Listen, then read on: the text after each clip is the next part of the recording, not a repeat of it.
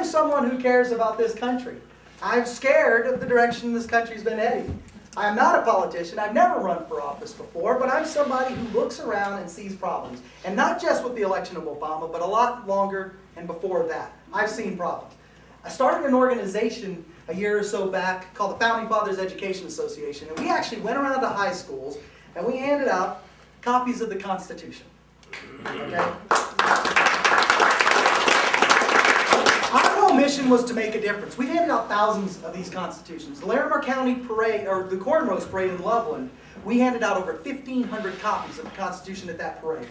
Nick and Sue actually helped. They were in the parade and they were in their traditional garb from the 1700s and all. It was an excellent deal. I had more fun than I've ever had in my life handing out constitutions and sweating all at the same time. But you know, it just goes back to that. I felt I had to make a difference. My buddy and I who started that organization, we were in my basement just saying, what can we do? Well, it comes down to education. She referenced it earlier. People don't understand this country. People don't understand what we're supposed to be doing as a government and what we're not supposed to be doing as a government. It comes down to education.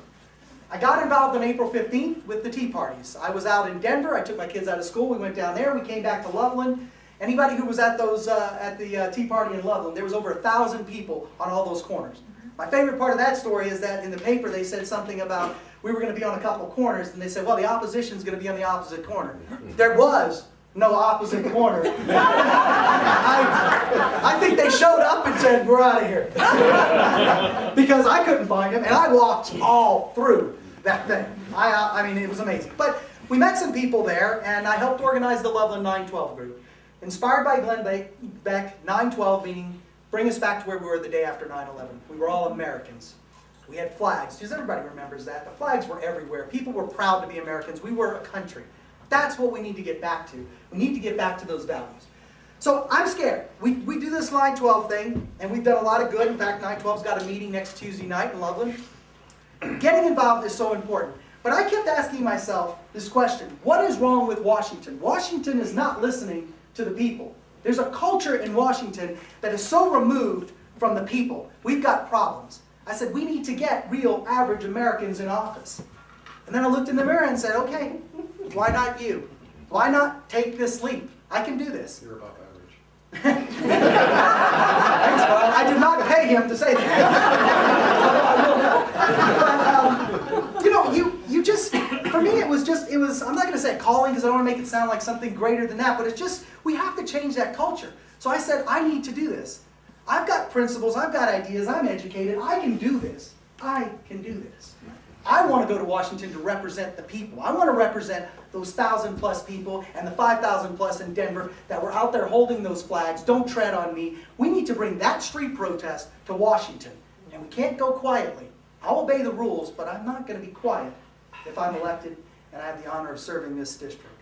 So that's what it comes down to. I have been saying something since college that I put on the back of my business card. Anybody who picked one of these up probably looked at it. And I call it the first question. And I've said this for years, but I'm going to read it to you because now I'm saying it in the first person. But the first question that must be asked of any piece of legislation is whether or not it violates or surpasses the authority given to me by the Constitution. If the answer is yes, it must not be passed. This is the problem in Washington right now. They don't even care about what the constitutional authority is and what authority they're given.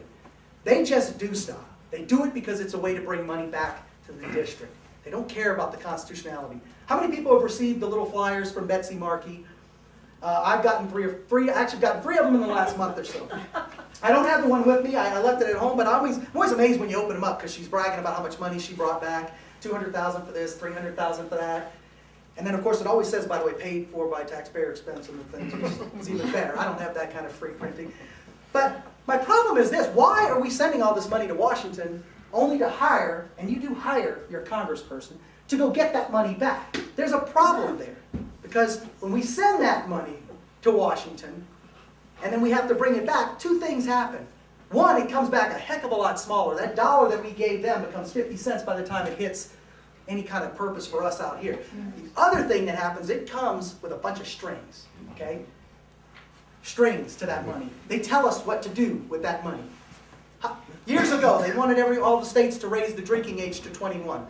So they told the states, you either raise your drinking age to 21, or you're going to lose 10% of your federal highway funds. By the way, those were the taxes that we paid as a state that they're going to say, we'll give them back to you only if you do what we say. Not what the founders intended. Not at all what the founders intended. Okay? My home state of Louisiana, I was born in Louisiana, had an interesting way around that, which is that they raised the drinking age to 21, but you could legally purchase alcohol at the age of 18.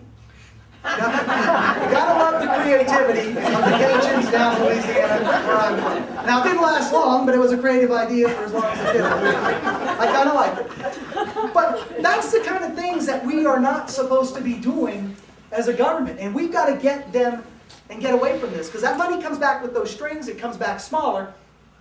If we can get back to the 10th Amendment, which is that all powers not delegated to the federal government are reserved to the states or to the people, we can fix a lot of these problems. I talk a lot about fixing the structure of our government. And that's my way of explaining what I believe the problem is. We fight things like the cap and trade bills, the health care bills, the unfunded mandates, the things like the drinking age thing I just told you. We fight all of those things because we're not following that structure. And the problem is we continually fight them, and we're fighting the symptoms, but we're not fighting the disease. And that's where we have to change. And that's why I'm getting involved in this race. And that's what differentiates me from my opponents. I want to fix that disease so that we don't have to fight that. Because I can tell you, healthcare, it was here long ago. It was here in the 50s and 60s. It came back. 93, Clinton tried to do it again. It came back again. Now it's sitting in our Congress today, and they're pushing real hard to go through it. And they'll probably try to pass it. But even if it doesn't pass, say we're lucky enough to stop it, do you think it's going to go away? No. It will be back in another 5 to 10 years. It'll come back, and we'll fight the same problem. We got to stop that. I'm tired of it. And I'm tired of electing politicians that tell me, I'm a fiscal conservative, Dean. I'm going to protect your rights. I'm going to protect your liberties. No. We've got to get to that problem. We have to fight that root problem. Because if we don't, we're going to continue to fight these things. And I do not want to do that anymore. We've got to get away from that. We're going to fix the structure. How do I plan on doing that? One of the things that I have been talking about, and I've actually started now, is we need to build a coalition of elected officials.